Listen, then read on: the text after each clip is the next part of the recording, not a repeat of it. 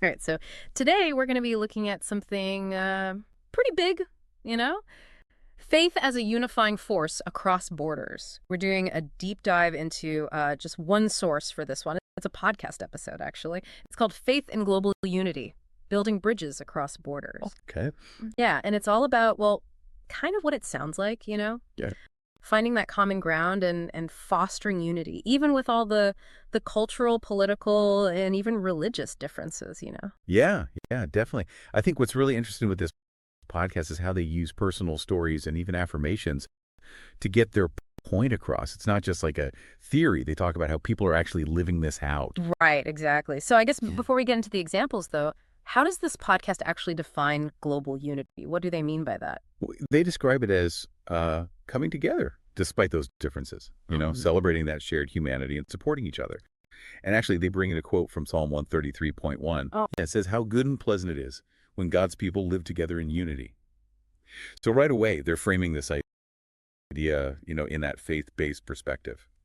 okay. So that's the foundation. Now let's get to the real world examples. The podcast actually features 5 case studies, Okay. and these are people from all walks of life. A young student, a college student, a retiree, an entrepreneur, and even a single parent. I have to say, I was really struck by how different their experiences were. Yeah, I think that was a choice, Yeah. By showcasing such a wide range of ages and backgrounds, they're really trying to show that this message of global unity can resonate with anyone. Absolutely. So let's start with Emily. She's a 12-year-old student, and she formed friendships with kids all over the world Wow. through an online program. That's amazing how technology can do that nowadays. Yeah. And what she took away from that experience was that kindness and faith are universal languages, even for someone so young. Yeah, it's like those qualities go beyond like cultural barriers. Yeah. Now, Daniel's story is interesting. He's a college student who actually felt really uncomfortable around people from different faiths at Yeah. first. Mm. And then he had this transformative experience at an interfaith retreat. Oh, wow. You know those gatherings where people from all these different religious backgrounds come together? It's to promote understanding and dialogue. Yeah, I've heard of those. And his story really shows how getting out of your comfort zone can challenge those preconceived notions we all have. Right. He learned that understanding other people's beliefs doesn't diminish his own faith. Uh-huh. It actually broadens his perspective. That's a great lesson, Hmm. especially these days. Oh, yeah, absolutely. Okay, so on to Mrs. Johnson, the retiree. Her story really hit me because she always thought she was too old to make a difference. Mm. And then she finds this whole new purpose in volunteering for a refugee support organization. It really does challenge that idea that age limits your ability to make a global impact. Right. And again, it kind of subtly reinforces that message that faith can empower you to act no matter how old you are. I love that. Now, Michael, the entrepreneur, he initially was really hesitant to build these international business partnerships. Understandable concerns about trust and all that, but Yeah. he ends up building these incredibly strong partnerships based on understanding and, yep, you guessed it, faith. That's fascinating to me. It's like his story connects faith with collaboration, even in that competitive world of business. It really is. It's like faith becomes the common ground that allows for trust and shared values. Yeah, for sure. Finally, we have Lisa, a single parent. She was determined to instill this value of global unity in her children. She did this through exploring different cultures and supporting global charities. Yeah, it's a good reminder that we're not just passively hoping for a more unified world. We actively shape it through our actions and what we teach the next generation. So we've seen all these really inspiring personal stories, but the podcast doesn't stop there. Right. They actually offer some steps we can take, practical ones. They present these 5 daily mindset shifts for living in unity. So it's about going from inspiration to action, right? Yeah. Taking these big ideas and figuring out how to use them in our lives. Yeah, exactly. So they suggest things like seeing everyone as a child of God, embracing diversity as a strength, listening more and judging less, picking small actions for global impact, and of course, praying for unity. Out of those, I think the one that really struck me was listening more and judging less. Yeah. I mean, that's something we can all work on, right? Oh, absolutely. And it's so important today. It's so easy to jump to conclusions and get caught up in all the polarization these days. Just that one little change, that shift in how we think can have a huge impact on how we interact with each other.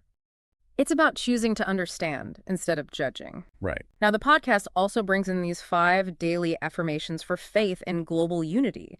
Those I am statements that are supposed to help you, like, rewire your thinking. I gotta admit, I'm a little iffy about those. Do they actually work? That's a question a lot of people have. Affirmations aren't like some magic spell, you know.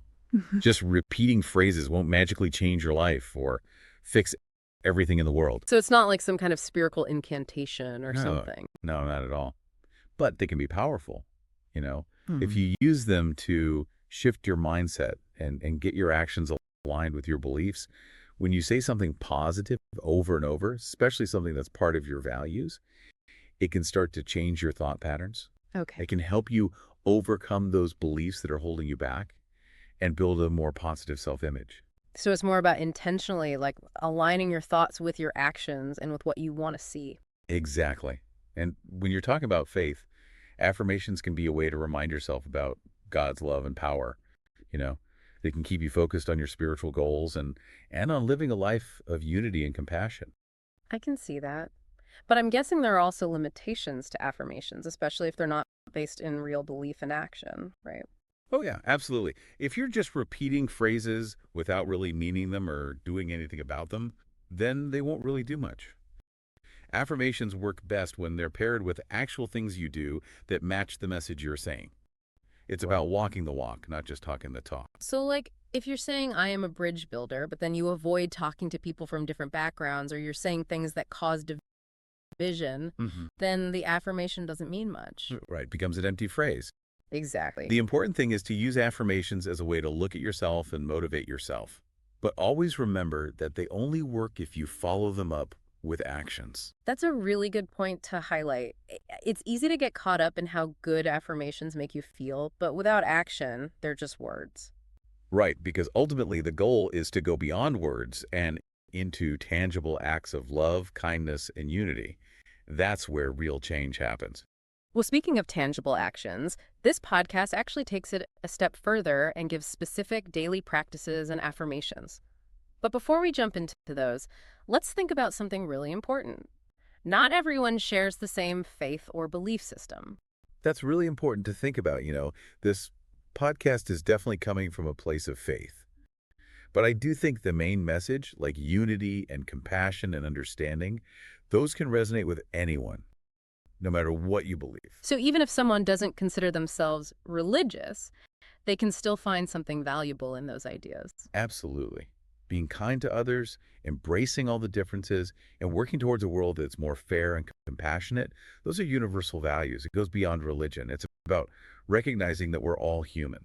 That makes a lot of sense. Okay, so the podcast gives us these 5 daily affirmations. For cultivating faith in global unity, they are: I am a bridge builder, not a barrier maker.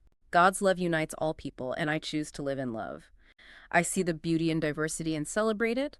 My faith moves me to act with kindness and understanding, and I will be a light that brings people together, not apart. I mean, some of those are pretty strong. Others, well, they might sound a bit corny depending on how you look at it. What are your thoughts on, how powerful affirmations can be and also their limitations, especially in this context of faith? Yeah, it's true. Affirmations can be kind of tricky. I think it's important to remember that they're not some magic solution. Just saying these phrases over and over won't suddenly change your life or fix all the problems in the world. Right. It's not about just chanting words and hoping for a miracle. Exactly. Affirmations are powerful because they can change your mindset and influence your actions. When you keep affirming something positive, especially something that aligns with your values, it can start to change how you think. It can help you overcome those beliefs that are holding you back and help you develop a more positive view of yourself. So it's about consciously aligning your thoughts and your actions with what you want to see, both in the world and in yourself. Exactly. And when we're talking about faith, affirmations can be like a powerful reminder of God's love and power. They can help you stay focused on your spiritual goals and strengthen your commitment to living a life of unity and compassion. Yeah, I see that. But wouldn't there be a risk that affirmations could just become empty words if they're not backed up by actual Oh, actions. definitely. If you're just repeating phrases without any real intention or follow through, they're not going to have much of an impact. Mhm. Affirmations are most effective when you actually do things that match what you're saying. It's about walking the walk, not just talking the talk. So, like, if you're affirming, I'm a bridge builder, but then you avoid engaging with people from different backgrounds or you say things that are divisive, it doesn't really match up.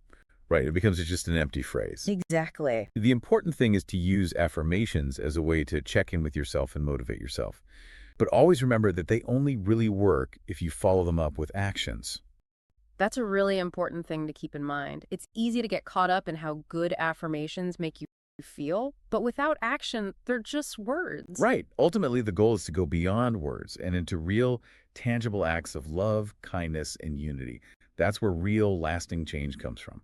Now, the podcast also brings in some stuff from the Bible to back up its message of unity. Okay. It mentions verses like Ephesians 4.3, John 13.3435, and Romans 12.1c. And what struck me was that these verses aren't just about passively hoping for unity, they're about actively working towards it. Yeah, they're definitely calling you to action. They're about making a conscious effort to build those bridges, to embrace all the differences and choose love over fear. And that message of actively doing something, that's sort of the whole podcast. It's not enough to just wish for a more unified world. We Yeah. have to actively participate in creating it. So it's about doing those things, even small things, every day that match up with your values. Uh-huh.